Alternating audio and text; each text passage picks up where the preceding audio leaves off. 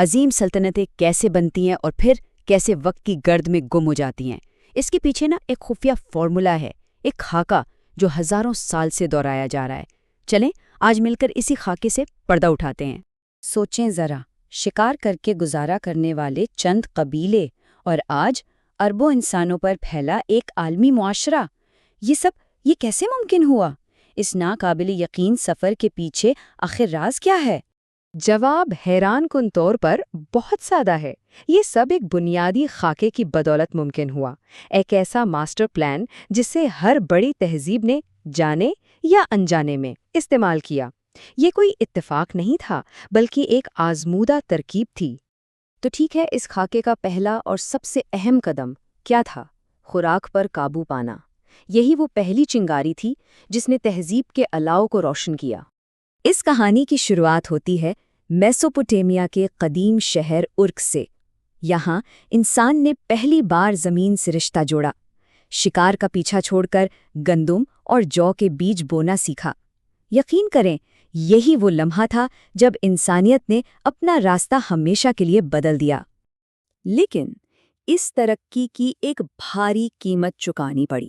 زراعت نے آبادی تو بڑھا دی، یہ سچ ہے، لیکن اس نے انسان کی صحت چھین لی، یہاں تک کہ ہمارا اوسط قد 6 انچ کم ہو گیا۔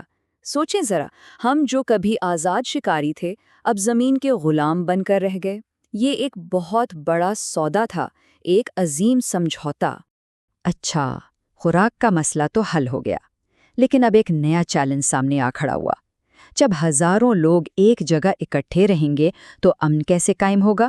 نظم و ضبط کیسے آئے گا؟ اس کا جواب طاقت کی زبان میں دیا بابل کے بادشاہ حمورابی نے۔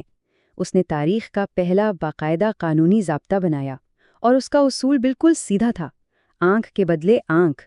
یہ ایک ٹاپ ڈاؤن نظام تھا، سب کچھ بادشاہ کے حکم سے چلتا تھا۔ لیکن حمورابی کا انصاف سب کے لیے برابر نہیں تھا۔ اس کے قانون میں ایک امیر کی آنکھ کی قیمت ایک غلام کی پوری زندگی سے بھی زیادہ تھی۔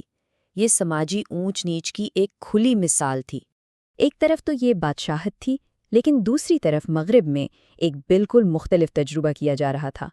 قدیم ایتھنز میں ایک انقلابی خیال نے جنم لیا، یہ کہ حکومت بادشاہ کی نہیں بلکہ عوام کی ہوگی، اور اس خیال کو نام دیا گیا جمہوریت کا۔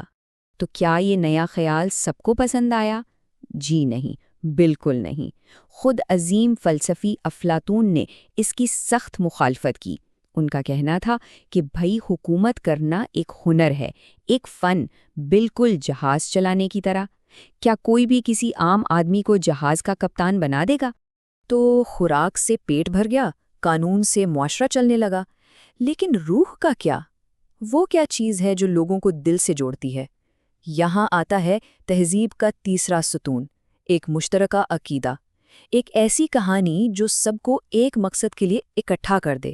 عقیدے کی طاقت کا اندازہ اس بات سے لگائیں، ایک طرف مصری تھے جنہوں نے اپنی ساری دولت اور توانائی موت کے بعد کی زندگی کے لیے عظیم اہرام بنانے پر لگا دیں، اور دوسری طرف وادی سندھ کے لوگ تھے جو اسی زندگی کو بہتر بنانے کے لیے دنیا کا جدید ترین نکاسی آب کا نظام بنا رہے تھے۔ ایک کی نظر آسمان پر تھی تو دوسرے کے پاؤں زمین پر۔ چین میں اس مسئلے کا حل نکالا گیا فلسفے سے۔ کنفیوشس نے سکھایا کہ معاشرے میں ہر ایک کی کچھ ذمہ داریاں ہیں: عزت، وفاداری، نظم، جبکہ تاؤزم نے کہا کہ فطرت کے ساتھ ہم آہنگ ہو کر جیو۔ ان دونوں نے مل کر ایک ایسا سماج بنایا جہاں ہر شخص کو اپنا مقام اور کردار معلوم تھا، اور اسی سے زندگی میں ٹھہراؤ آیا۔ چلیں اب آتے ہیں اس خاکے کے آخری اور شاید سب سے ڈرامیٹک حصے کی طرف۔ کیا ہوتا ہے جب تہذیبیں ایک دوسرے سے ٹکراتی ہیں؟ کیا وہ لڑتی ہیں یا ہاتھ ملا لیتی ہیں؟ جنگ ہوتی ہے یا تجارت؟ یہاں نظر آتا ہے تاریخ کا پہلا باقاعدہ امن معاہدہ۔ دو بڑی سلطنتیں مصر اور ہٹی تھی، جو سالوں سے ایک دوسرے کے خون کی پیاسی تھیں، آخرکار ایک میز پر آ بیٹھیں، اور اس ایک معاہدے نے سالوں کی جنگ کو امن، تجارت اور خوشحالی کے ایک نئے دور میں بدل دیا۔ یہ سفارتکاری کی پہلی بڑی جیت تھی۔ لیکن امن ہمیشہ قائم نہیں رہتا۔ کبھی کبھی صرف ایک شخص اٹھتا ہے اور پوری دنیا کا نقشہ بدل کر رکھ دیتا ہے۔ سکندر اعظم جس نے صرف 13 سال کے اندر آدھی سے زیادہ دنیا فتح کر لی۔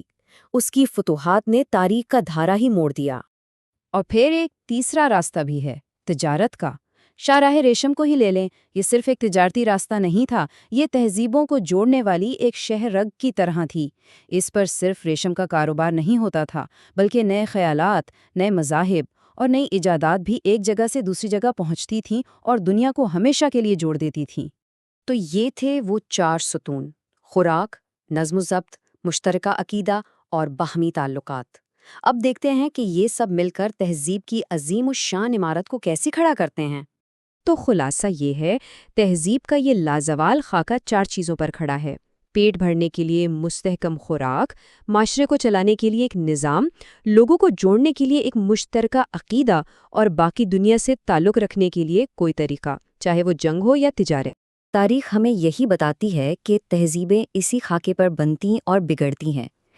تو پھر بڑا سوال یہ ہے کہ آج کے اس دور میں ہم اس خاکے کا کون سا حصہ تعمیر کرنے میں لگے ہیں؟